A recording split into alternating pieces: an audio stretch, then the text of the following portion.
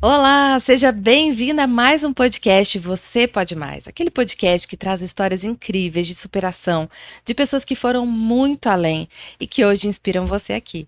E eu tô muito feliz de pela primeira vez, esse ano tá cheio de novidade, né? É a primeira vez que eu vou receber um casal nesse podcast. Então imagina a minha alegria.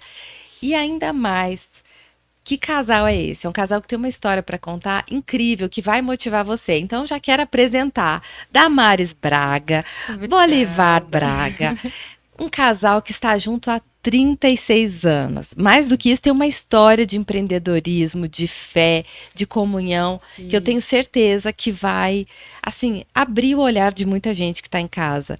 Então, quero começar contando um pouquinho da história de vocês, porque, né, as pessoas estão assim, quem são eles, né? É, E Damares, vou começar por você, né? Primeiras mulheres. tá. Me conta uma coisa, você, assim como o Bolivar, vem de uma família bem grande, né? 10 irmãos. Mas Isso. você perdeu sua mãe e seu pai, né?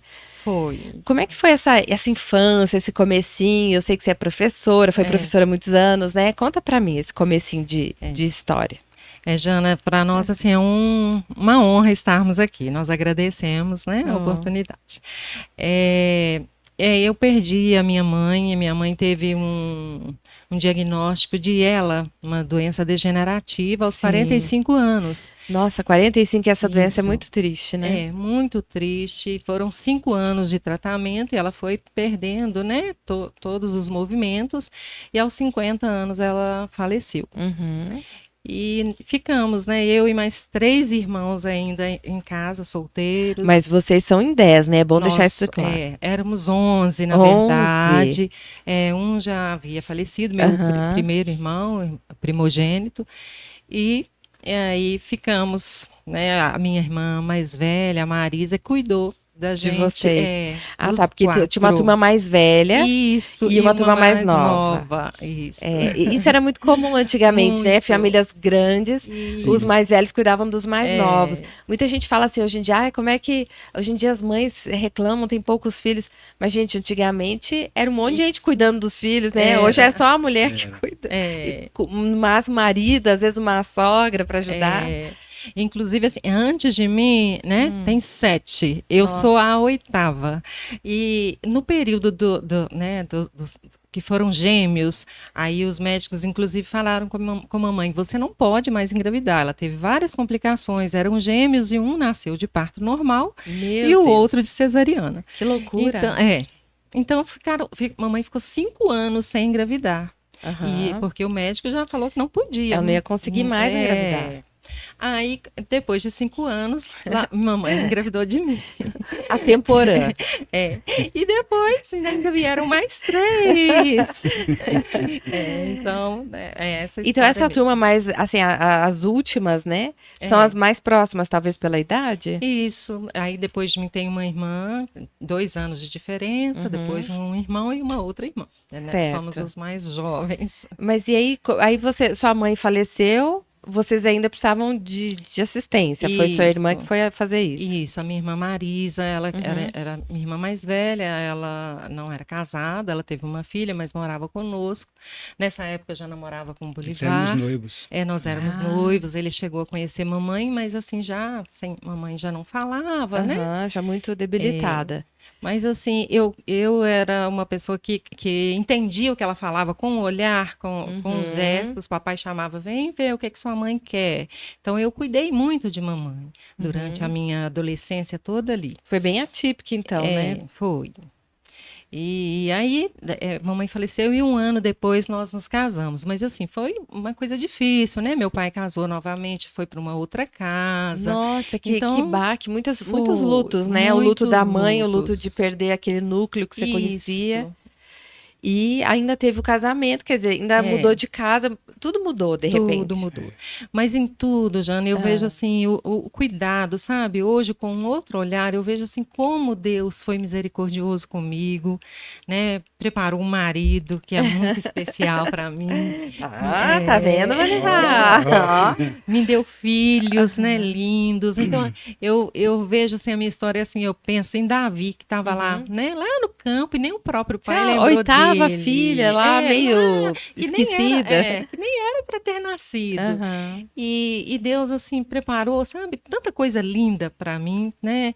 É claro que eu sofri muito, claro que eu tenho traumas, né? Eu vi a minha mãe falecendo, mas Deus fez tanta coisa bonita para mim, né? Apesar dos traumas, das dificuldades, eu estudei, eu consegui passar num concurso público, eu trabalhei. Você foi professora, né, de Isso, escola pública há muitos anos. muitos anos. E essa sua trajetória aí como até pela história de vida, por todo tipo de sofrimento, eu falo que o sofrimento nos fortalece, né? Ele Isso. nos torna pessoas bem fortes. É, Você lidou com crianças também na escola com algum tipo de sofrimento também. Você acha que a muito, sua experiência ajudou você? ajuda, sim. A gente, né, se coloca no lugar da Tem mais criança, tem empatia? mais empatia, mais amor. Eu trabalhei durante 32 anos Uhum. na mesma escola e Nossa! na fase de alfabetização. Então Então, você era pegou crianças muitas gerações. encontro com muitos ex-alunos aí. Você que é aluno, foi aluna da Damares. Aluna, você deixa seu comentário aqui. Fui aluna da Damares. Isso. Então, foram muitos anos na mesma escola. Aham. E eu sempre gostei daquela turminha menorzinha de alfabetização, de Que 6, 7 delícia, anos. né? E assim, é tão legal essa É, idade, né? Então... Muito gostoso mesmo, né? Mas fez aí parte você da já formação. conhecia o Senhor? Sua família era Já. cristã? Já, papai e mamãe, eles se converteram depois que tiveram o primeiro filho. Olha, Tanto que lá em casa, aí somos todos, os nomes todos bíblicos, é Marcos, o Paulo. primeiro só que não era. É só o primeiro que não, que teve o nome do pai, né? Que teve o tá, nome do meu do pai. seu pai. Depois é Marcos, Silas, Paulo, Sara, é todo mundo. Dá para estudar a Bíblia só lá na família, na né? família, Fazer um isso. jogral. livro. Vamos lá. É. Essa tia, que livro representa? Ai, ai. Que legal. Isso Então, mesmo. assim, você já conhecia o Senhor. Agora, Já. vamos pular. A gente já continua Tá. aqui para a gente pôr todo mundo na mesma Isso. linha. Bolivar, você também veio. Parece até coincidência, né? Mas a gente sabe que Deus não tem coincidência. 10 irmãos também. 10 irmãos, 11 comigo. 11 com você. Então, igual a igual a mim. Damares. Isso, e eu sou o número 10. Ah, olha. Olha. Ainda ficou mais para trás que você, Damares. Mas, Aí- ó, ele é o número 10. Número Não, 10, ele lá em camisa casa- 10, né? Em casa era de Camisa 2 em 2 anos. Não passava disso. Ah, tá. 1 ano e 8 meses, Minha 9 avó meses. falava sempre que era assim, um filho na barriga e um no colo, né? Era de 2 em 2 anos. Aí quando eu já estava com quase 4, já encerrou em mim, né? Tô tranquilo. Você tá Eu de estava boa. bem no galho, a minha mãe teve a última, a caçula. Aí eu caí do galho, tive que aceitar. Aí quando chegou da Aí você Santa Casa não foi com mais o ela, dodói da me casa. chamou, vem cá pra você ver ela, é a Beth, é a Elizabeth, que já é minha irmã caçula. Sim. Eu fui lá tudo sem graça. Tô querendo saber da sua irmã. Mas eu e ela assim, nos damos muito bem, eu amo muito ela. E- Aliás, todos nós irmãos lá são muito São muito unidos. unidos. Muito unidos. Que legal. E vocês foram. No seu caso, então, não teve essa diferença de geração, né? Ficou todo mundo carreirinha, assim, um atrás do outro. Quando eu nasci, já tinha irmãos que já moravam aqui. Ah, Então, tá. porque a Porque diferença você é grande. é de Dores do Indaiá, Foi de né? dois no Daiá. Isso aí meu pai sempre foi agricultor, né? A gente tinha um pedacinho de terra pequenininho, né? Que era a herança dele, da mãe dele. Aí ele, assim, eu me espelho muito no meu pai, que ele era um homem muito sério, honesto, dedicado para a família, temente a Deus, sabe? E eu pego muito exemplo dele, porque assim, ele não desistia. Porque não é fácil, você tocar uma lavoura quase que sozinho. Nossa. Porque nós mais novos ficávamos na cidade para estudar, minha mãe ficava conosco, Aham. e ele às vezes passava a semana inteira sozinho, Lá na roça. na roça. Eu ia na cidade no sábado e voltava no domingo. E ele plantava o quê? Ele Era planta- agricultura de subsistência? Plantava milho, arroz, feijão, mandioca, abóbora, essas coisas, né? Tudo, pra Mas o vender milho, ou pra arroz, co- o milho, arroz e o feijão ele vendia a maior parte, Ah, tá. tocava para gente passar o ano, né? E sobrevivia com aquilo ali. Nossa. O que ele fazia? Ele pegava um empréstimo para plantar no Banco do Aham. Brasil, que dava tipo assim, uma mensalidade, um salário mínimo, o que retirava todo mês. Aham. Mas ele não usava aquilo porque já tinha um produto guardado, tinha um milho Ah, guardado, feijão tá. guardado para plantar. Ele tinha uma estratégia, utilizava bem de aquele José do dinheiro- Egito, né? Utilizava aquele dinheiro para a gente se manter. Com as Aham. coisas que não produzia na roça, Aí tinha que comprar Tinha lá que comprar. um açúcar, O óleo, né? uma Essas coisa coisas. assim. O óleo até que não, que a gente engordava porco na roça. Sempre matava um porco, tinha gordura. É essas verdade, coisas banha, né? Usava É, banha. isso. E hoje todo mundo voltou a usar banha, né? Que diz que é mais saudável. Aí meu Olha pai só. fazia o quê? Ele plantava arroz, feijão e milho. Quando chegava em julho, já tinha colhido todos os três, juntava, vendia o que podia juntar. Porque em agosto tinha que acertar com o banco. Senão em setembro ele não conseguia fazer um contrato novo. De novo, né? A Aí vida do sempre produtor. vendia, era pequeno conta produtor. exata, às vezes faltava um pouquinho, vendia um bezerro lá, uma vaquinha, que tinha Inteirava. poucas, inteirava. Aí tem ano que sobrava e comprava aquela vaquinha de novo. Tinha cinco, seis vacas só. Era. Mas é assim, muito batalhador. Aham. Aí teve uma época que eu ia para ajudar ele, né? Você chegou a trabalhar lá com ele? Trabalhei muito com ele. Então eu fui o último filho que ajudei ele na agricultura lá. Aham. Antes dele aposentar e vender, ir para a cidade, né? Então eu participei muito desse final. E aí, como Eu é que nunca você... cheguei lá, que eu ia para lá de manhãzinha, saí de casa às 5h30 da manhã, era longe, 10 quilômetros, às vezes ia a pé, às vezes conseguia uma carona, e voltava à tarde, porque eu estudava à noite. Uhum. Então eu estudava até 11 horas da noite, e aí de manhã tinha que ir para a roça de novo. E era pesado. O pessoal reclama, né, gente? Não sabe o que é vida na roça, Era pesado. gente. Eu nunca, pesado. uma coisa que eu admirava, sempre admirei muito, que eu nunca cheguei na roça e vi o pai sentado numa sombra, descansando, toa. fazendo uma hora de almoço. Nunca. O Podia quilo, estar né? chovendo, fazendo fazia frio. o quilo. Não. Ele já punha comida do cachorro, do gato lá que comia. No mesmo tempo que estava comendo. Tava todo pra mundo poder, comendo. quando acabar ele acabava também, fechava a casa e já ia pro serviço de novo. Então, Que muito legal. batalhador. Sempre honesto, né? Mas e você foi criado assim nos caminhos do Senhor? Já conhecia o Senhor? Não, apesar de meu pai e minha mãe ser muito temente a Deus, né? Católicos. E assim, sempre tinha aquele temor também que eles ensinavam pra gente, né? Mas foi depois que eu vim para Belo Horizonte que eu tive um encontro com o Senhor Jesus em 1983. Ah, não esquece. Tá vendo? Quando marca é para sempre. E aí conheceu o Senhor. Aí você veio para cá estudar? Já vim trabalhar. Eu formei o 2º grau lá em contabilidade. Já vim para trabalhar porque assim. Ah, você fez curso técnico, né? Fiz técnico, preparatório, na escola particular. E lá o presidente do Banco Mercantil do Brasil na época, ele era de lá. Então, assim, ele dava muita preferência a quem era conterrâneo. Então, a gente vinha para cá com o serviço praticamente certo. Então, era que lá vinha cidadores de a vaga é sua. A gente vinha, todos os irmãos passaram pelo banco. Que legal. Aí eu vim E aí ninguém ficou na roça com seu pai? Não ficou na roça, e o pai vendeu a roça e foi morar só na cidade. Depois Mas ele não conseguia ficar, ele arrumava uns terrenos lá, uns lotes, que eram muitos lotes, para plantar ainda, não aguentava, conta. né? Não aguentava ficar parado. 5 da manhã, igual galo, né? Já queria levantar. Nunca bebeu, nunca fumou, sempre procurou dar um exemplo ótimo para nós, né? Aí se minha mãe chamasse Bolivar, eu não podia falar nem o quê, era senhora, era aquela educação bem refinada, assim. Então isso, assim, refletiu na vida de todos os meus irmãos. Todo mundo. Todos têm esse mesmo jeito, caminhou do mesmo jeito. Com as famílias, com as esposas, com os filhos. Que bênção, hein? E aí quando você veio para cá trabalhar, aí que você começou a conhecer mais o Senhor e conheceu a senhora. Conhecer meu presente. Seu presente. Deus me deu um presente. Como aí vocês conheceram, gente? Foi num culto de jovens, né, bem? O velho culto de jovens. Ela tinha chegado na igreja o velho golpe do culto de jovens. Mas assim, o pai dela era bravo? Era pastor, né? Seu pai era militar reformado. Meu então Deus. Tinha que andar assim. Quando eu cheguei para pedir, o dia que eu cheguei para pedir para namorar, ele falou assim, tem um livro aqui que ensina como é que tem que ser, o namoro, tudo. Ele dando o manual. Tinha um manual, tá vendo, gente? Nós não íamos nem para a igreja juntos sozinhos, sempre tinha que ir o caçula dele junto com a gente. Nossa, aquele namoro, a moda antiga, né? Mas é antigo mesmo, né? Mas não é tão antigo, né? Vocês são uns jovens maduros. E aí, vocês começaram a namorar e logo casaram? Foi quase 3 anos de namoro. Namoro, noivado, né?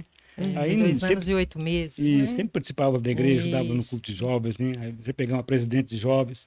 Né, bem, sempre muito envolvido na igreja. Vocês só namoraram um com o outro? Não, ele teve outras namoradas. Eu não, ele foi meu primeiro também com seu pai não ia dar para namorar muito. Seu pai não ia dar muita chance. Não, ele foi meu primeiro namorado e nós nos casamos. Ele morava, na verdade, um bairro abaixo do meu. e nós congregamos na mesma igreja. Ah, isso ajudou, né? Ai, Porque Belo Horizonte, né, um grande centro, você tem que ter a ver até o bairro que você vai namorar a pessoa. Senão, Custo-benefício. o custo-benefício não vai valer muito a pena, não. Mas aí vocês começaram a namorar e lá se vão 36 anos Graças a Deus. de casados. Graças a Deus. E aí, nesse tempo, vocês tiveram filhos, né? Vocês têm a Daniela, Isso. que já é médica. Isso, graças Agora, a sabe o que eu achei Deus. engraçado? Porque, assim, a produção, né, me passou... A produção sou eu, gente. A produção me passou a Daniela, que tem 32, que é médica. Isso. O Lucas tem 28, que trabalha com sistemas de informação. Isso. Mas ambos são militares. Isso. Ou seja, como dizia minha avó, o fruto não cai longe do pé, né? Isso. Meu pai era militar e eu tenho vários irmãos, sobrinhos. E aí os dois foram para... Acabou influenciando. Influenciando. E os dois foram para essa área. Isso. E tem a Fernanda, que é uma filha adotiva, que era de um sobrinho Isso. seu que faleceu, né? Fernanda tem 24 anos, nos deu o primeiro netinho, Isaac. O Isaac já tem um uma netinho, gracinha, gente. já. Olha que casal jovem, jovens avós. E aí, como que vocês podem atribuir, assim, a família e a presença de Deus na vida de vocês para esse casamento tão longevo e tão bem sucedido, né? Que deu esses frutos, esses filhos que são uma bênção na vida de vocês. Como é que vocês atribuem? A base para tudo é Deus, né? Mesmo.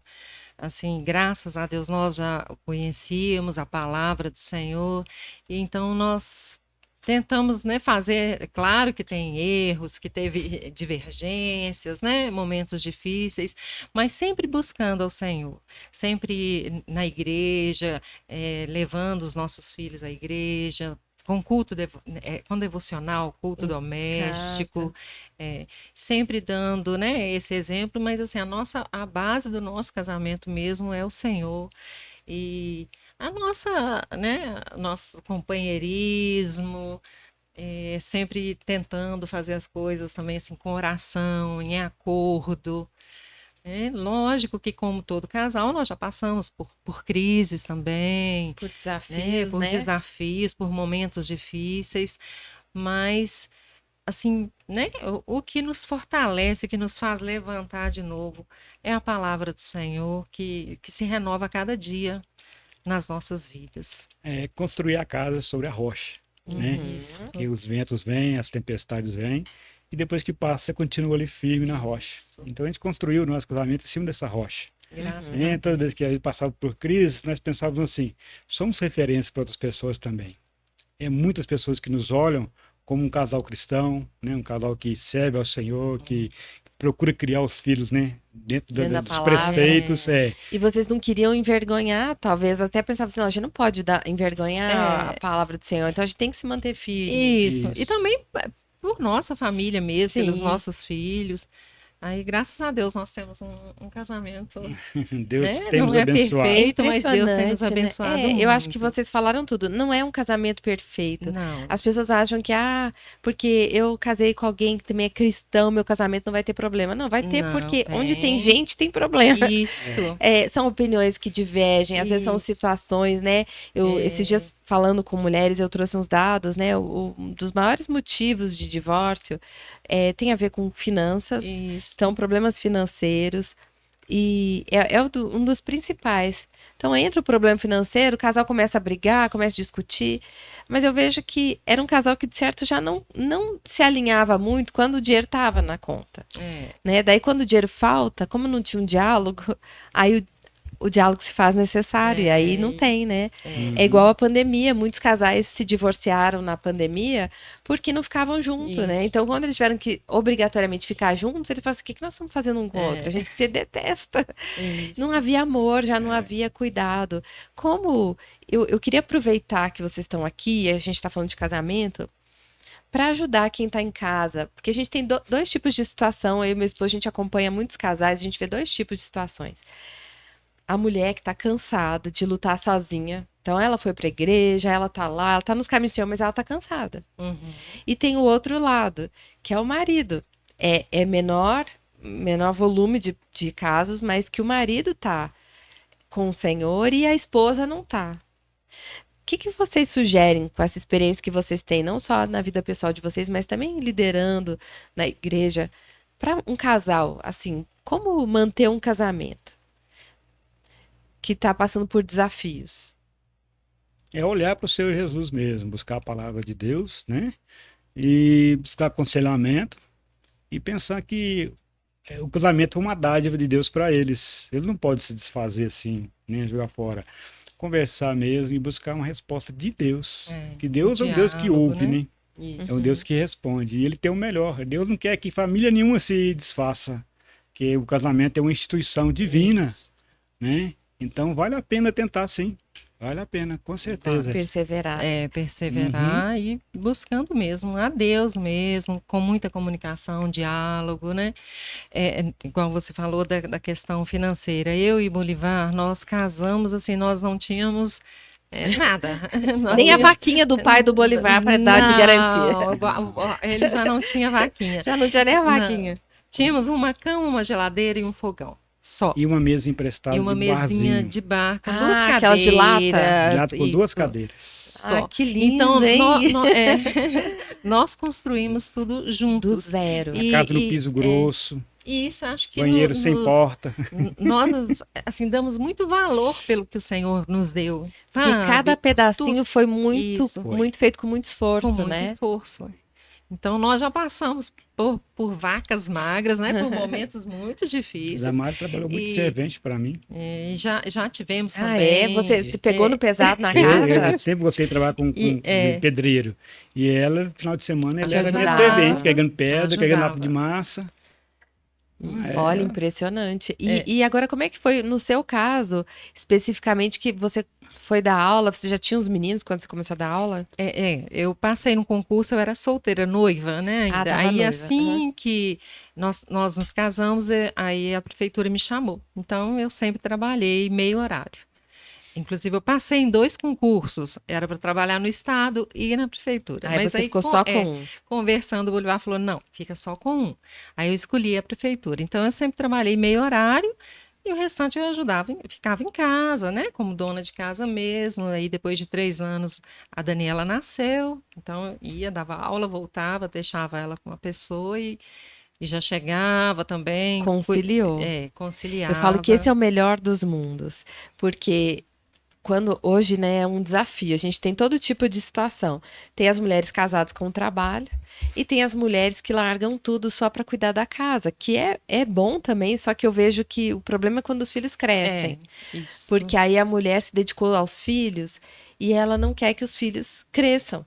Porque se eles crescem, ela perde tudo. Então, eu falo que o melhor dos mundos é esse. Quando você pode manter sua carreira, mas meio período, porque você não tira o olho da sua casa, que é a sua prioridade, mas consiga manter uma carreira e se sentir útil, sentir que tem valor. E aquela coisa de falar assim, eu também colaboro em casa, eu também trago recurso. Dá uma sensação agradável, né? De falar assim, eu tô contribuindo, eu não tô só gastando.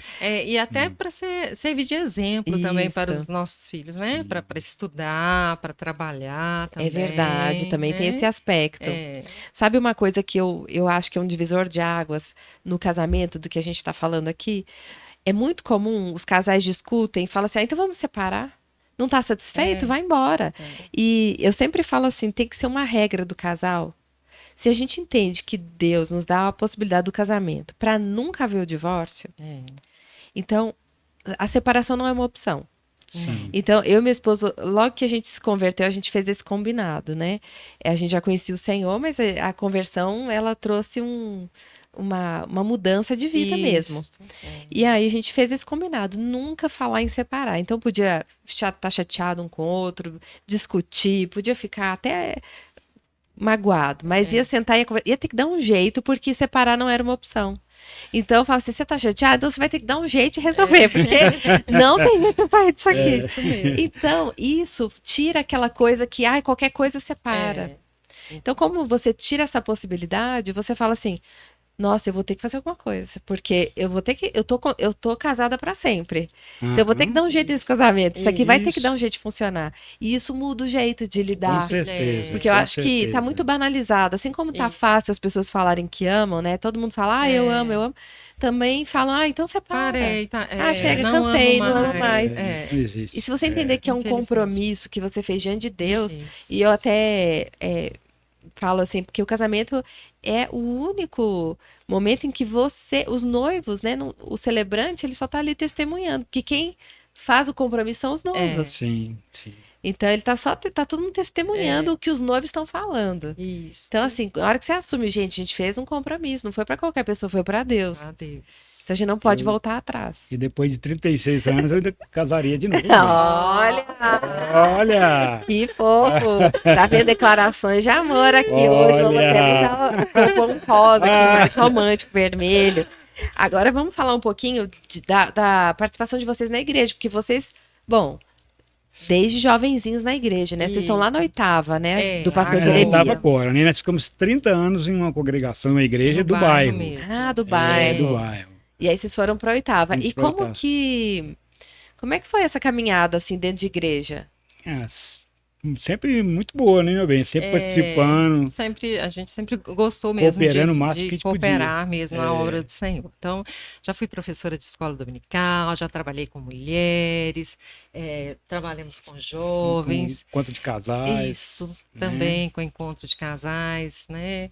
Ele levava os meninos frente. pequenos, quando precisava, levava todo os mundo. meninos Família, estavam sempre conosco, sempre lá. Sempre. Eles eram os mascotinhos. Isso, sempre. E assim, todos amavam também, cresceram amando ao Senhor. Também, Daniela já desde pequenininha já cantava, Sempre ia para a participou escola do louvor, dominical. né, bem? O Lucas participava do louvor, tocando. Músico, E essa presença na comunidade, essa participação, interferiu na vida de vocês de alguma forma, assim? Porque hoje tem muitas pessoas, né, que estão desigrejadas, é um número crescente. E as estatísticas mostram que só vai crescer o número de pessoas desigrejadas, pessoas que foram feridas dentro da igreja, machucadas. Tem até uma frase famosa que diz que a igreja é o único exército que abandona seus feridos no campo de batalha, né? E é triste, mas Triste. é uma triste realidade. A gente vê que há casos assim. Como é que vocês fizeram? Primeiro, para blindar o coração e para lidar com as pessoas, para não ser. É claro que é difícil você ter unanimidade, né? Quando até na liderança acaba tendo, às vezes, umas divergências. Mas como vocês fizeram para ajudar quem está nos ouvindo agora e tá assim, eu queria ter essa história assim, de muitos anos numa igreja, mas olha, a igreja que eu fui machucada, eu queria ajudar, ninguém me deu oportunidade. É manter os olhos na palavra do Senhor. No Senhor Jesus. E não no homem, naquele que, né, que na verdade é uma autoridade lá na igreja, mas a gente ser como os crentes bereanos, né? Olhar ali, conferir. Peraí, deixa eu ver se aqui na Bíblia está assim. E nós participamos de uma congregação por muitos anos e chegou um momento que a gente já sentiu assim, peraí, aqui já não está, né? Já acontecia coisas que já não estava mais funcionando. Aí por isso nós fomos para a igreja presbiteriana, né? A 8ª igreja. Uma igreja grande, né? Grande. Mas assim, para mim, o segredo é isso, é manter os olhos no que o Senhor diz, na palavra dele. Né? Não se machucar com essas coisas pequenas que acontecem, né? Porque, lembrar que todos nós somos humanos, né? E todos nós estamos sujeitos a pecar, a magoar um ao outro, né? E então, assim, quem pode sarar essas feridas, ou quem nunca vai nos magoar é o Senhor Jesus. Com certeza. Então, e abandonar a igreja não é o remédio, né? Se você pegar uma brasa da churrasqueira lá e tirar, não vai conseguir manter acesa sozinha, né? É verdade. Então a importância é muito grande, né? Quando o Senhor Jesus diz lá, Deus fala no Salmo 133, ó quão bom e quão suave é que os irmãos vivam em união. Esse momento do culto é importantíssimo. Apesar, não, agora eu sou crente só em casa. Não existe. Tem que participar de uma comunidade. Né? Você vai receber ali, mas você vai doar também. Né? Então, assim, e o importante que eu sempre gostei é de mostrar que você ama as pessoas. mostrar amor nas suas atitudes, suas palavras, né? Uhum. Então, assim, eu gostava muito na igreja de estar ali com os velhinhos. Todos os velhinhos gostavam demais de conversar comigo, Verdade. horas, tempos e tempos, porque eu dava para eles atenção, eles querem atenção, entendeu? Então, assim, tem que amar as pessoas, se não mostrar o amor, não adianta. Eu falo que a palavra de Deus, né, Paulo vai nos ensinar a suportar uns aos outros em amor, né? É amor. Eu falo, tem hora que a gente tem que ter amor mesmo para suportar. Às vezes tem uma pessoa que ela é um pouco cansativa, a gente tem que ter paciência com ela. Tem aquela que quer atenção, tem que ter paciência com a que quer atenção. Tem uma que você tem que ligar no dia do aniversário, aí você tem que ligar. Você tem que pensar assim, cada pessoa é como Deus a vê, né? Uma coisa que eu sempre levo em conta é assim, que Jesus nos ensine a ver as pessoas como ele via, porque ele podia ter escolhido anjos. É verdade. Se eu escolheu tivesse esse pecadores. poder de 12 escolha, diferentes. eu tinha escolhido 12 anjos, que dava menos trabalho, mas ele escolheu gente. E para ensinar a gente a lidar com gente. Isso. É verdade. Porque as pessoas são complexas, a gente é complexo. Então você Isso, a fala, começar de nós. a de nós, aí você fala, É. já não é fácil lidar comigo. Imagina lidar com uma igreja. Agora, tem uma coisa muito positiva da igreja, né? Que é a questão da comunhão. Vocês já perceberam em algum momento na trajetória de vocês como a igreja foi importante, às vezes, no momento de desafio, de dificuldade? Com certeza, com Muito, certeza. muito. É, sempre assim, se tiver com uma dificuldade, você procura alguém, mesmo que não seja um pastor da igreja, alguém que você tem mais afinidade ali, e troca de ideia ali, pergunta: o que você acha que eu faço? Me dá um conselho aí, vindo do Senhor, né? Orar junto. E sempre tem uma palavra, Deus usa as pessoas para nos falar. É verdade. Ele não Em manda momentos- anjo para te falar, ele manda pessoas mesmo. Deus usa pessoas, Isso. né? Pessoas. Pessoas são a matéria-prima de Deus, né? Basicamente. Isso. Em momentos assim que nós atravessamos, né, de enfermidade, né? Nossa, a gente buscava mesmo na comunidade, Com certeza. o abrigo, contando com as orações.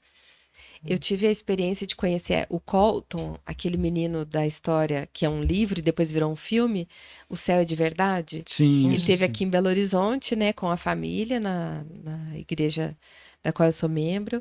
E aí eu tive a oportunidade de estar ali perto dele.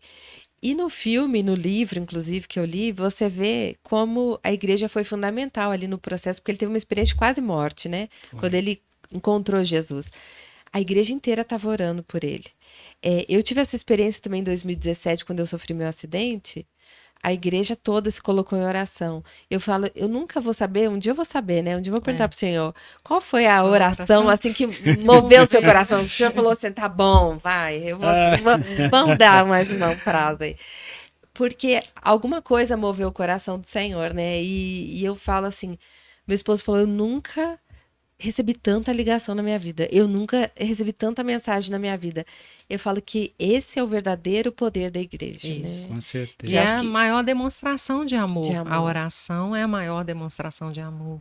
Eu acho que é na hora que você, de fato, tá naquele vale, assim, que aí você fala, eu preciso da igreja. Aí você entende como é bom fazer parte de uma igreja. Com certeza. Isso. Na hora que tá aquela coisinha do mimimi, o cargo ali, depois trouxe a flor errada, não pôs meu nome, é cansativo, mas na hora que vem a parte do Da preciso luta, de do oração. vale. Isso. aí, Todo mundo passa. aí um exército que se levanta, né? É. Isso é muito, muito importante. E, inclusive, na enfermidade dos seus pais, você já estava na igreja, né? Nessa época. Os meus pais eram também, né? Eles eram de uma outra igreja, de uma outra denominação, mas nós também tivemos apoio da igreja. Uhum. E, né, foi muito bom. Eu também passei por um momento de enfermidade sério, também contei mesmo com as orações dos irmãos, com o apoio da igreja. Então, eu acho que é primordial. A gente ter essa comunidade é muito bom. Participar. Senão a gente realmente fica solto, né? Você fala nos assim, vou sentimos pedir sozinhos. socorro para quem? Né? Deus vai ouvir o clamor, porque aí é um Isso. clamor que se levanta, né, em nosso favor. Claro que a gente não está em comunidade só para isso, né? Não, Eu falo, mas não. isso é um bônus gigante. Isso. Com certeza. Não é para isso, mas isso, nossa, é um Verdade. bônus incrível. Sabe o que eu queria saber? Primeiro da Damares, como é que foi para você criar 3 filhos? Porque a Fernanda veio para você com 3 aninhos, né? Foi. Como é que foi criar 3 filhos e dar aula? Para ajudar a mulher que é toda desorganizada em casa, como é que você organizava a sua rotina? Ajuda a mulherada, Damares, que a mulherada tá perdida. Olha, levantava cedo, Cedo. né, na rotina e assim me programava para aquilo. Teve alguns anos eu trabalhava de 11 às 3. Então eu já deixava o almoço pronto. Lá em casa eu sempre cozinhei, sempre fui eu que fiz. Ah, dona da Marizinha É. também, né? É igual a dona Janinha. Sempre fui eu que fiz os alimentos, eu sempre dava banho, sempre arrumei e deixava com uma pessoa, né? Eu não tinha mais a minha mãe, sempre tinha alguém me auxiliando, né, no cuidado com os meninos. Mas eu sempre gostei de participar, assim, eu é que ensinava para casa, eu é que dava banho, né, estar bem presente com eles, mesmo trabalhando. E quando eu estava em casa, que a professora leva muita coisa para casa. Isso que eu ia falar, porque eu fui professora universitária, meu Deus, era um calhamaço de gente coisa. leva. Então a minha mesa ficava toda esparramada, mas eles já aprenderam a respeitar isso, é da mamãe trabalhar, não pode mexer. Mas que horas que você ia corrigir tarefa para casa? À noite, depois, às vezes que eles tinham dormido. Ah, daí você ficava lá corrigindo. O ficava Bolivar lá ajudava? Tinha um O auxiliar. Bolivar sempre me ajudou, sempre me ajudou com Fazia as alguma coisa matrizes. assim. Mimeógrafo, não era de roda. Mimeógrafo, Isso, era aquela época Aquele cheirinho, né? tudo É, Que de tinha álcool, de álcool. Mas aí, assim, e também ensinando os nossos filhos sempre a palavra do Senhor e a responsabilidade com os estudos, né? Os 3 estudaram numa escola do bairro mesmo, mas uma escola particular e com princípios cristãos. Então, uma escola pequena, mas, né? Que tinha princípios. Mas como é que você fazia essa parte? Então, eles chegaram da escola, você já estava em casa, porque você dava aula até às 3, estudavam de manhã ou à tarde? Teve fases, né? Teve fases que eles estudavam no mesmo horário que eu trabalhava, e era ótimo, Aí né? era Eu levava, é. eu saía de casa, já deixava eles na escola, e depois que eu saía da escola, eu dava tempo de Mas pegá-los. não tinha aquela coisa assim, menino que demora por roupa, o outro atrasa, que eu vejo com a certeza. mulherada estressada, mas é porque enrola. Aí eu falo, mulher, se organiza, deixa tudo pronto, que aí você fica só por conta do filho. Isso, aí a gente deixava já o uniforme lá, tudo separadinho, a minha roupa já no dia anterior já separadinha, a merenda, porque era escola particular, então não tinha merenda, já preparava o lanche. Tinha que levar e o eles lanchinho. foram crescendo e me ajudando nessa dinâmica, né? Daí foram ganhando autonomia, começaram a se virar. Eles mesmos já separavam lá o lanche, o uniforme lá certinho. Teve época também que 2 estudavam de manhã, 1 à tarde. Aí bagunça mais. Bagunçava mais, mas eu sempre assim sendo a motorista, levava, buscava. A mãe turista. Isso. Bolivar também, porque depois a Daniela foi, o ensino médio dela foi no Coltec, na UFMG, e aí 2 ficaram numa escola, outro para outra, e a gente sempre assim, sempre juntos. Mas era assim, organização, praticamente, o que você está resumindo organização, acordar cedo. Isso, e fazer tudo rápido. E traçar ali, né? O que nós temos para hoje, ó. É hora de buscar, é hora de levar, é hora de almoçar, né? Às vezes o almoço precisava sair mais cedo. Então, é até mesmo essa organização, essa rotina. O que eu digo sempre é que tem que ser tipo um cockpit de Fórmula 1. Você já viu o carro para, cada um sabe o que tem que fazer, troca, e sai. Eu falo, lá em casa sempre deu certo porque era tipo um cockpit. O carro chegou, todo mundo fez sua função. Até hoje, né? Eu tô com um casado, mas acaba o almoço, o marido, todo mundo já sabe. Guarda as vasilhas, põe a louça, lava a louça, tira isso aqui. Cada um joga o lixo, o outro leva o lixo. Eu falo assim, funciona certinho, porque cada um sabe sua função. Já sabe. Como você diz, quem mora colabora. Quem mora colabora. Eu uso muito essa palavra em casa. Quem mora colabora. A palavra-chave, quem mora colabora. Porque senão parece que tem muitas mães que elas dão nó nas próprias pernas. Elas criam os filhos como os reizinhos, né? Então eles são os reizinhos. Eles não pegam um copo d'água. Isso. E aí eles vão crescendo, aí as demandas vão aumentando, aí tem atividades extracurricular, aí às vezes vai estudar num colégio que é mais afastado. Tudo vai aumentando, ampliando, mas ele continua um bebezão. Não. Esperando o copinho da mãe, esperando que a mãe vá lá pegar. Eu falo, o sucesso da mãe é um pouco o fracasso dela. No sentido que, o que toda mãe gostaria? Igual uma galinha, ficar com os pintinhos tudo embaixo da asa. Protegido. Mas aí iam ser um monte de criança. Isso. Né? E Deus quer que a gente crie filhos adultos e autônomos. Então, o sucesso da mãe é um pouco o fracasso dela. Falar assim, olha, eu eduquei tão bem que eles não precisam de mim mais. Olha que bom. E Por isso que é o fracasso. Você fala, meu Deus, eu queria que eles dependessem de mim. E eles vão, né? Eles vão, e tem que ir, né? Isso. É o ciclo da vida. Você tem a Fernanda ainda mora com você? Não, quem mora comigo o é o Lucas. Lucas. O Lucas é solteiro. O solteiro, está solteiro. A Daniela é casada já há 8 anos. Ela casou ainda, ela estava fazendo medicina, casou antes de formar. Coragem, hein? Faltava um ano para formar. Foi. Mas assim, a gente dando apoio sempre, né? Mas ela casou. E o Lucas ainda está em casa, não casou, solteiro. E a Fernanda casou, né? E ela mora com o filho dela. Né? Não deu certo, mas ela mora num barracão, ela e o Isaac. Agora, hoje, eu já ajudo a Fernanda com o Isaac. Agora mudou, né? O jogo virou. Já. Aí o Isaac estuda na parte da manhã e na parte da tarde eu fico com ele. E agora, vai ser uma delícia, né? E é verdade que a avó é mãe com açúcar? Isso sim, é uma delícia. Mas eu não sou bom. Aquela avó permissiva. Amo muito, sou muito carinhosa, mas assim, tem regra. Tem regras.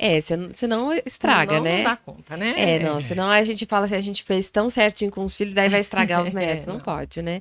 Agora, Bolivar, me conta como é que foi essa questão. Você veio de um pai muito trabalhador, de uma história de um pai muito trabalhador, e de repente você estava na cidade grande, casou novo, né? Casou novo. Como é que foi vencer na vida?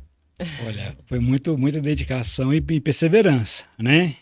Ainda mais quando eu trabalhava meio horário, eu também trabalhava meio horário. Só que o meio horário que eu ficava em casa, que ela trabalhava de servente, nós não tínhamos filhos ainda, e eu querendo adiantar as coisas da casa, eu trabalhava de pedreiro até um certo horário, tomava um banho e corria para o banco. Então eu trabalhava até 11h30, que tinha que pegar serviço 1 hora no bairro São Francisco. Peraí, 1 hora você pegava no banco? Isso. Aí você fazia o bico de pedreiro? Na minha casa mesmo. Na sua própria casa. Eu lembro quando eu velejei meu banheiro, eu velejava, ainda mais chegava da escola e ia limpar para depois eu rejuntar. Para ele chegar já está pronto para rejuntar. Então isso foi durante anos fazendo essa casa. Gente, essa casa vocês venderam? Vendemos. Podia ter deixado o Museu da Família. Mas era uma casinha assim, bem pequenininha. Sim. Né? Ainda bem, né? Porque senão haja rejunte, haja... mas foi assim, mas a gente tinha muito amor por ela, né? Quando nós mudamos de lá, nós construímos outra casa na mesma rua, uma casa maior, a gente passava daquele aperto no coração, assim, porque tá pedaço da gente ali, né? Não é? Porque você fala, foi com tanta luta. Os meninos nasceram, foram lá, né, bichinho? Quando eles nasceram. Mas era uma aí casa foi essa pequena. Primeira casa. Era uma casa pequena só, né? Só tinha 3 quartos e 3 quartos bem pequenos. A casa era tão pequena chegou, que eu não tinha nem um carrinho de mão. Eu pedia emprestado para fazer as coisas em casa. Aí quando eu fiz a casa, não vou deixar nem em garagem, porque não vou ter carro nunca mesmo, porque... Olha você vê o pensamento. Olha, ele ainda não era um homem tão comedido, ele estava muito ainda pensando aí, com a Deus cabeça. Imagina que Deus falou assim, você não sabe o que eu vou fazer. Vai quebrar um negócio aí, né? Depois foi isso mesmo, eu tive que quebrar, mudar para cá e para lá, para caber 2 carros depois. 2 carros? Ter 2 carros depois na garagem pequenininha. Mas peraí, então agora isso interessa especialmente aos homens que vão nos ouvir, que as mulheres põem todos os homens para assistir. Você estava trabalhando meio período no banco. Isso, e sempre pegava um bico também assim. Quando eu não estava trabalhando em casa, eu comprei uma motozinha belinha e fazia bico de manhã também. O quê? Entregando coisa? Entregando, com empresa de relógio de ponto, visitando empresas. Sempre alguma coisinha para ajudar no salário do banco. Teve uma época que eu buscava malhas, que não tinha tanta loja de malha, de roupa. Eu ia em Petrópolis, o Damásio chegou uma vez comigo lá. Eu ia à noite, buscava na sexta, chegava no sábado, aí eu vendia essas malhas rapidaço assim no banco, com o pessoal da igreja, com os vizinhos, e aumentava aquele dinheiro que eu tinha vontade de pôr um telhado colonial na minha casa. Aí eu sempre você põe uma meta, eu preciso do telhado, então vou vender malha. Isso. Eu vendia a moto, com o dia da moto eu comprei tudo em roupa, dobrei o dinheiro em 2 meses, colocando Sempre telhado. Que é bolsa de valores para quem tem uma moto e uma vontade de empreender. Gente chegava, como é que você consegue? Mas Deus está em primeiro lugar. Mas mas você tinha esse jeito de vendedor? Desde pequeno. Eu com 7, 8 anos lá na Mas roça. com esse jeito, Bolivar, meio tímido, você era bom vendedor? Não é tímido, é só aqui no podcast, né? Eu vendia ovo, eu vendia frango, eu vendia banana, eu vendia tomate, eu vendia pão, eu vendia picolé. Você vendia tudo. Tudo que desse um dinheirinho, desde pequeno. Com 7 anos eu construí meu primeiro engraxate. Você construiu para poder Eu engraxar? mesmo. A gente morava assim a 4 quadras da matriz de Indaiá, eu ia para a praça para engraxar. Aí com 8 anos, teve uma época que estava eu e meu colega lá, o que você fazia Newton. com o dinheiro que mal lhe pergunte? Não, mas era muito pouquinho também. Mas comprava o quê? Picolé? Comprava um doce, uma coisinha boba lá. Figurinha, né? Tinha figurinha, né? Mas eu não precisava pedir meu pai, que ele nem tinha também. Sim, Eu nunca pedi dinheiro meu pai. Sempre fazia uma coisinha para ter aquele dinheirinho. Aí eu lembro direitinho, como se fosse hoje. Com 8 anos, eu e meu colega Newton, estávamos na praça lá e tinha uns rapazes uns adolescentes maiores, rapazes, que engraxavam lá há mais tempo e começaram a perseguir a gente. Ó, aqui vocês não vão ficar, porque aqui é o lugar que é nosso e tal. Nossa, igual aquele negócio de droga, né? Aqui é nosso território de engraxate. Pertinho da praça mesmo, tinha um fórum. Um dia eu falei com o Nilton, você vê uma coisa, vem cá comigo. Fomos lá, com um engraxatinho do lado, pedimos para falar com um juiz lá. Pedi ele uma autorização para a gente engraxar. E ele não é que ele fez? Oh, meu Deus. Ele colocou meu nome, você dele. lembra o nome do juiz? Não lembro. Colocamos um saquinho de plástico. Imagino que isso foi o assunto do juiz. Ele deve ter contado essa história em muitos lugares. Assim, dia que 2 meninos foram lá pedir uma autorização para engraxar. Deve ter contado em muito lugar. Deve ter contado. Se chegar alguém querendo exigir alguma coisa expulsar vocês podem chamar até a polícia. Tem autorização minha que vocês podem engraxar. Do juiz. Você foi esperto, hein, Bolivar? Você era pequeno, mas era esperto, hein? Aí eu vendia araticum, não sei se você conhece. Não sei se falar araticum, se falar articum. É tipo uma pinha redonda que dá no cerrado. Que pinta as coisas? Não. A articum é uma fruta, parece uma pinha. Que tem os gomos por dentro. Tá no cerrado. E usa o quê? Comer? Comer mesmo, Você come mas você pegava isso onde? No cerrado. No mato? No mato, era. Você ia caçar isso e vender? Achava, tem a época que dá. Um dia desse, eu vi que dia que você comprou aquele negócio para do açougue, tinha araticum lá. Tem a época do ano que dava, vendia também. Eu ia na roça, vinha com ovo, já tinha os fregueses certo do ovo. Eu lembro que eu tinha 9 anos, desde pequeno, 8, 9 anos, a gente já ia na plantação pegando os feijão que caía depois da colheita, ia juntava e vendia para as doninhas também lá. Ali. Eu lembro direitinho, com 11 anos eu comprei minha primeira monareta. Que é a bicicletinha que tinha antigamente. Todo mundo queria ter essa comprei uma usadinha velhinha, mas eu foi a primeira. Você tinha a sua. A base do feijãozinho? Foi, eu pedi ao meu pai, deixa eu plantar aquele pedacinho para mim. Ele falou, pode. Eu plantei mais ou menos uns 2 quilos de feijão, um pedaço separado lá para mim. Feijão jalo. Aí cuidei daquilo ali. Só que na hora de colher, que meu pai que colheu junto com ele, colheu o meu lá assim, aí eu vendi, deu meio saco de feijão. Meio saco? 30 quilos. Deu para comprar uma bicicletinha velha na época, a primeira. Que isso! E aí, assim, na verdade, literalmente de grão em grão, você foi saindo da roça e conquistando seu espaço. No banco você fazia o quê? No banco eu comecei como escriturário, fui para a Caixa. Depois, quando eu saí em 1990, eu já era chefe de setor lá, na Conta Corrente. Tá. Aí eu saí porque eu tinha vontade de empreender. E tinha um cliente meu porque lá. vendia até grão de feijão. Tinha um senhor lá que tinha um depósito de material de construção e falou assim: não, vamos abrir um para nós dois.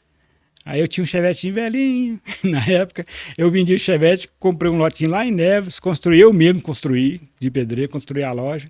Aí nós ficamos durante um ano, o depósito cresceu e tal, mas era sociedade. Ele só ia lá uma vez por mês, pegava a retirada dele. Não estava muito boa a sociedade. Não estava legal. Aí vendemos o depósito. Aí eu comecei com um amigo meu lá, trabalhar com bijuterias bem simplesinho, que ele era hippie, as coisinhas e tal. E fomos crescendo ali, ficamos 5 anos juntos. Olha. Aí chegou um dia e falei, vamos começar a nossa. Isso. Bem devagarinho, nessa época eu já tinha um Monza velho, mas um Monza. Agora, pausa nesse momento. Damares sempre embarcava nas suas ideias? Às vezes era obrigado, nem porque não tinha outro jeito. Eu larguei porque o depósito. Suas ideias são muito diferentes, né? Uma hora, vamos pegar desde pequeno, uma hora era o feijão, outra hora era o material de construção. Depois, bijuteria. Ela falou assim, mas meu bem, você sabe de tijolo, como é que você vai saber de bijuteria? E eu nunca tive esse espírito empreendedor. Você nasceu para ser empregada, assim. Foi, para ser professora CLT. lá. Isso. Eu- E ele sempre teve esse espírito empreendedor. Mas assim, nós entrávamos em acordo, sabe? Aí quando ele falou, não, eu quero trabalhar sozinho. Eu falei, vamos mesmo, vamos sim, vamos, vai. O joelho no chão. E sempre orávamos juntos. Aí ele Aham. começou sozinho, o primeiro monstruário que ele ia pedir o rapaz para vender em São Paulo. Aí nós orávamos juntos, consagrávamos aquilo juntos. E passamos aqui, muito aperto. pera, que aqui tem uma chave. Então, até o monstrário, para ver o que vocês iam escolher, vocês oravam. Orávamos juntos, E na hora de consagrávamos mandar ele embora aquilo, para São Paulo para o representante, que é o monstruário que ele tira pedido, a gente orava e consagrava tudo a Deus. consagrava e mandava, levava Mas para São comecei Paulo. assim, eu vendi o Monza, o único Monza velho, um belinho que eu tinha, que lembro até o valor, igualzinho se fosse hoje, em 1997, R$4.800 na época. Era o capital que eu tinha para começar. Foi seu Meu capital irmão- total. Meu irmão, esse que faleceu, morava do lado da minha casa, tinha um galpãozinho em cima, que ele chegou a mexer com um ciclo, depois que aposentou, e não deu certo, estava fechado. Ele falou assim, você me aluga? Eu falei, alugo. Mas aí você começou, era você e o amigo hippie. Não, isso antes. isso Antes, 5 anos. durante 5 anos tá, trabalhamos isso foi juntos. 5 anos quando você teve a chegamos aí ideia. chegamos aí para a Feira Pospena. Ah, É. tá. Gente, Feira Afonso Pena é a feira hippie, famosa em É. BH. Que não é Ficamos- hippie, tá, gente? Parece nome, né? só Feira ficou o hippie. nome. Só ficou o nome, mas não é hippie. Mas aí trabalhamos juntos, depois chegou o Pedro da Vou tá. trabalhar Daí foi sozinho. quando você falou com a Damares que ia montar um negócio meu. Vamos começar o nosso e tal, porque às vezes tem alguma divergência lá na sociedade, aí fica chato. Deixa ele tocar mas lá. posso falar que sociedade é bom só com a mulher mesmo. Porque É, é difícil, né? Achar. é. Já é difícil Eles falam dois. Isso. Mais, que gente. meia só no pé. Meia só no pé. Não, mas tem muita sociedade que funciona, Tem, né? tem sociedade que funciona.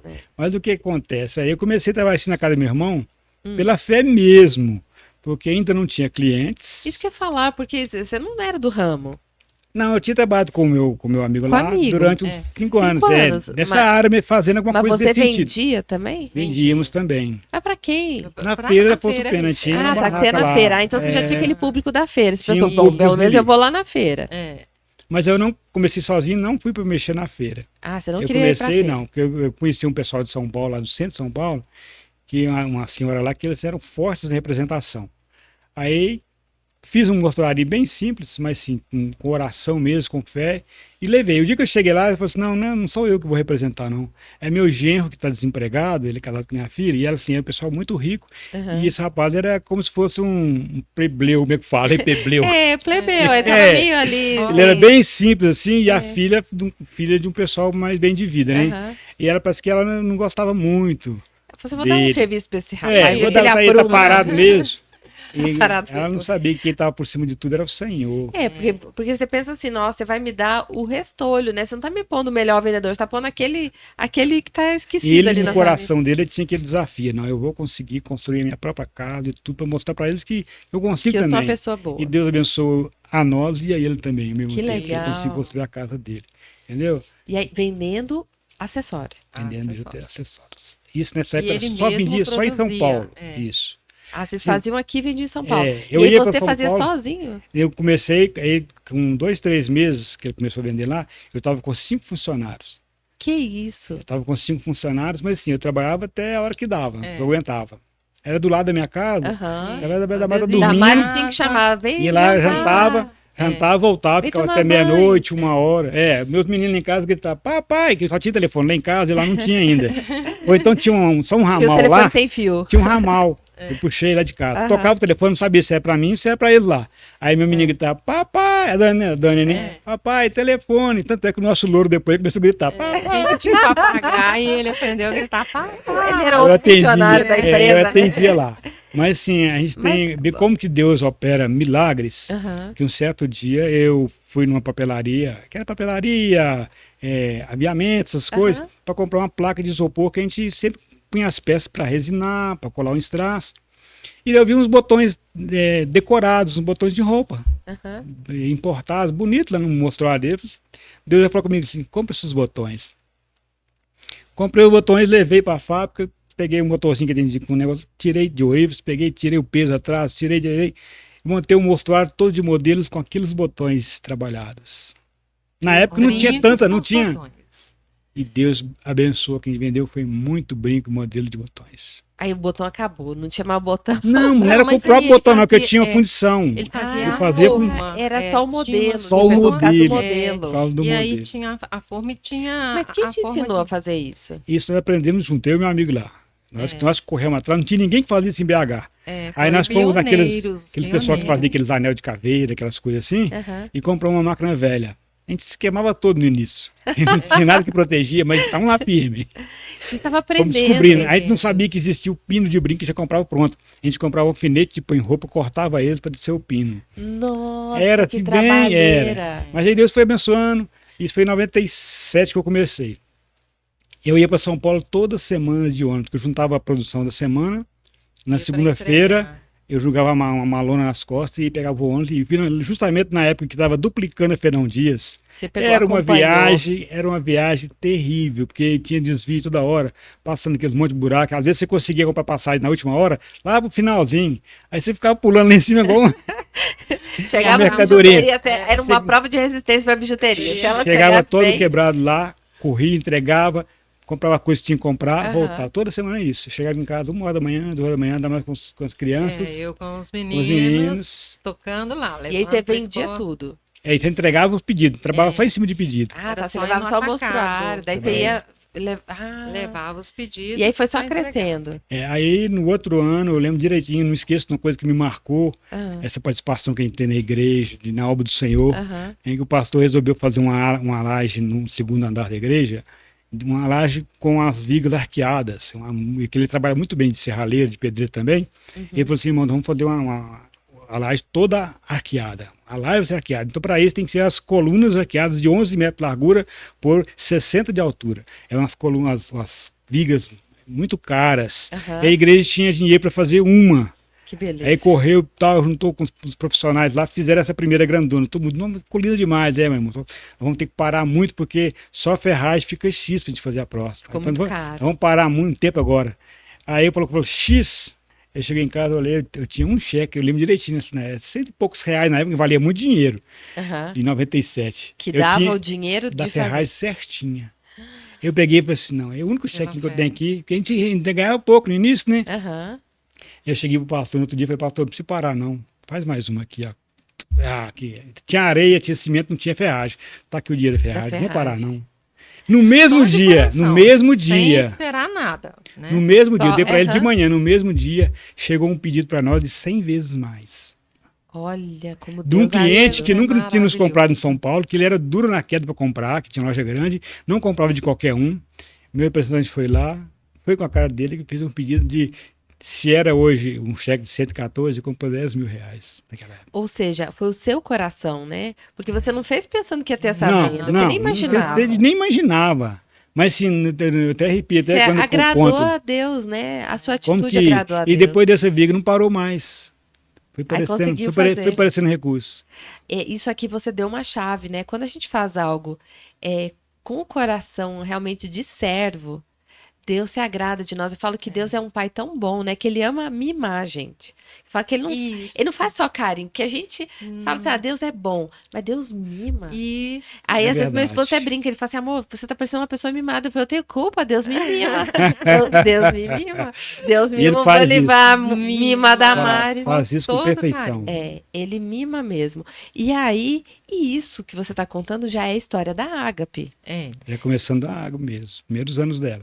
Aí, quando nós estávamos lá com 2 anos, em 99, eu estava sentindo que eu estava incomodando um pouco meu irmão que morava embaixo, a minha cunhada, porque tinha Porque é trânsito de pessoa- madrugada. Não, em madrugada eu ficava sozinho, fazia o mínimo de barulho, mas durante o dia mesmo, então lá em casa, lá, e tá caminhando em 5 funcionários, já estava com 7 ou 8 funcionários, aí eu falei assim, sabe uma coisa, a Damate chegou, bem, faz o seguinte, Isso. constrói aqui em cima de casa. Eu fui ousada. Na depois- casa com telhado depois colonial que eu tinha posto lá atrás.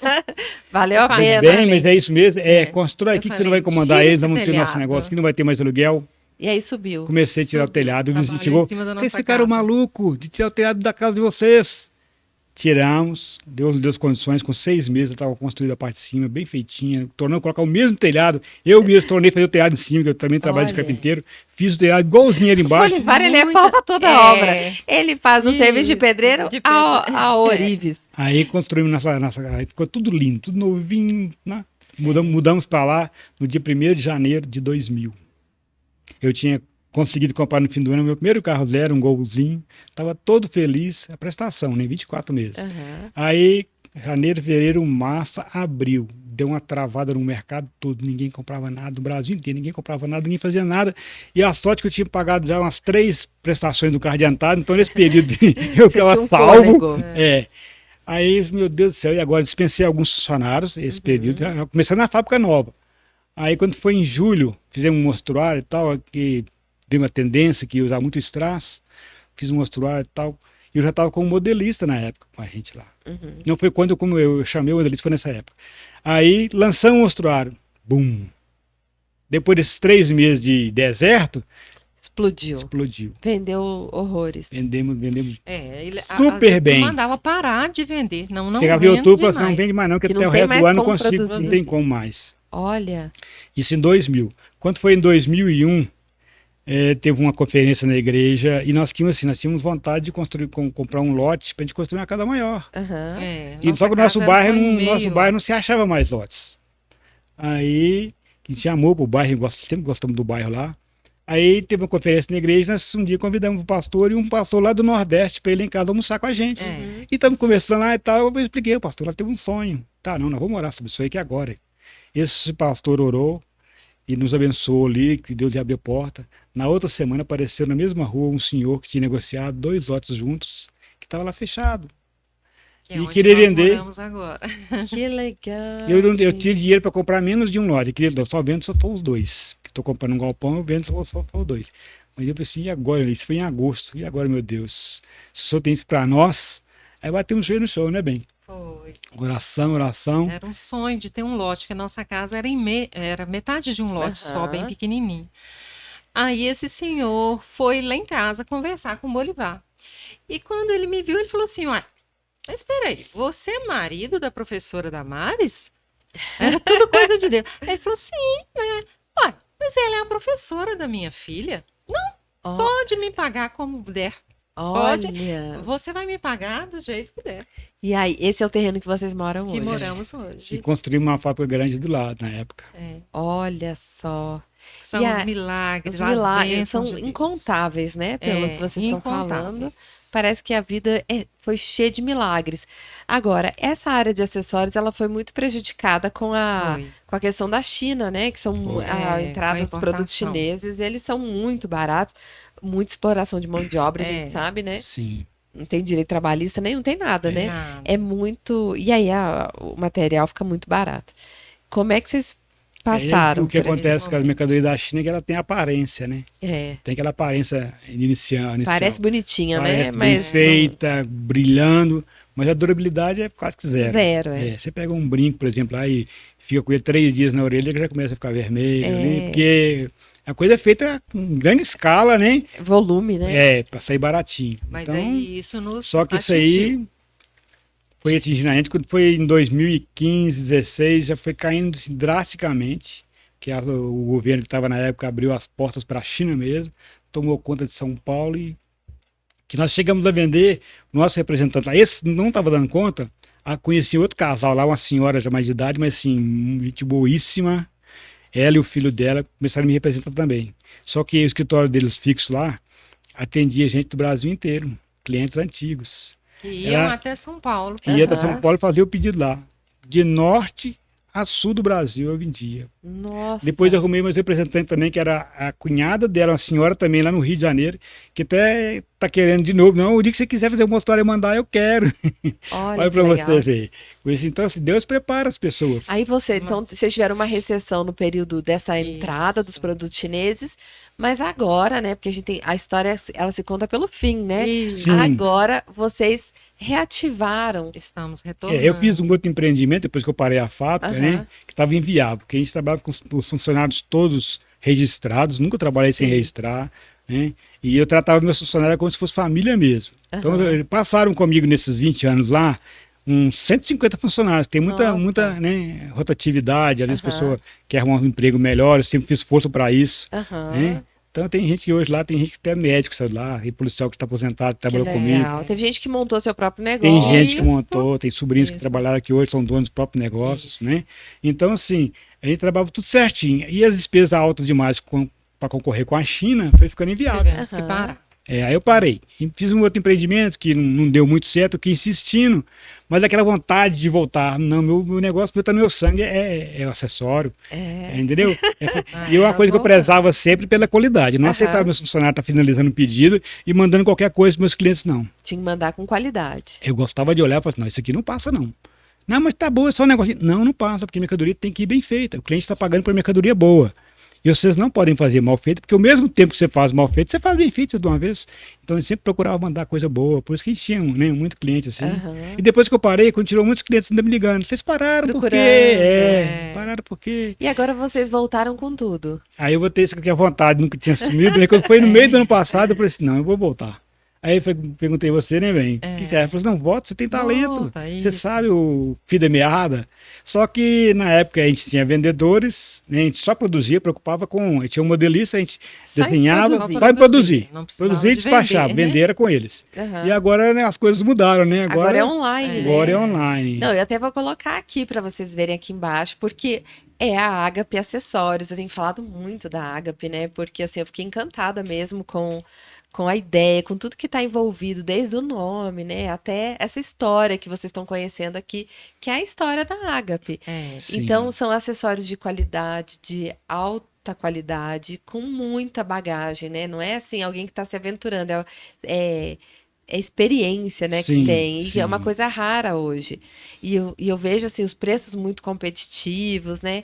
Então, eu não tenho dúvida que o mesmo Deus que fez tantas coisas maravilhosas vai agir de novo. E eu acho que a gente também está num tempo que até o próprio sistema percebeu que a gente tem que dar uma controlada nessa questão da China, porque se você mata a indústria nacional, você mata o emprego, mata tudo.